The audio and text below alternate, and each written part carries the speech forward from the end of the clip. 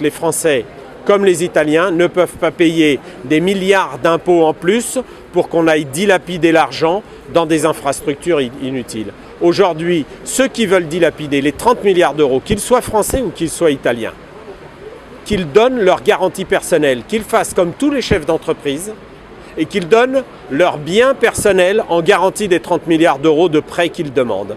S'ils ne le font pas, c'est qu'ils n'ont pas confiance dans leur projet. Et ils n'en ont confiance que quand les autres le payent à leur place. Qu'ils donnent leur maison en garantie de ce projet, vous allez voir que leurs prévisions vont tout de suite s'améliorer et vont tout de suite se rapprocher de la réalité.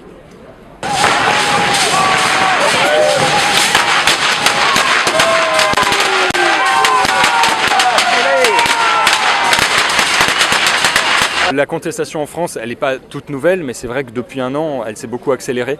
Elle s'est beaucoup accélérée, notamment parce qu'il y a eu une enquête publique sur une certaine partie du trajet entre Lyon et Chambéry, qui fait qu'énormément de gens dans les villages concernés ont découvert à la fois que leur village allait être sacrifié, à la fois que des terres agricoles allaient être bétonnées, et en même temps l'absurdité, l'inutilité de ce projet, puisque c'est un projet sur lequel les gens savaient très peu de choses dans les dernières années. Il y a une propagande médiatique continue depuis 10 ans pour dire que c'était un projet écologique de ferroutage, et depuis un an, depuis que les gens s'intéressent au projet, cherchent un peu les chiffres, etc., ils se rendent compte que le projet est complètement inutile.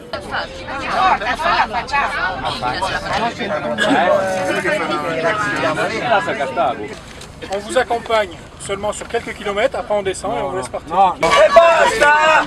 Che cazzo fai? Che cazzo fai? Non me lo punta sulle costole, ha capito? Vergognati! Guarda, non lo può girare! Paola! Non ce l'abbiamo! Una casa,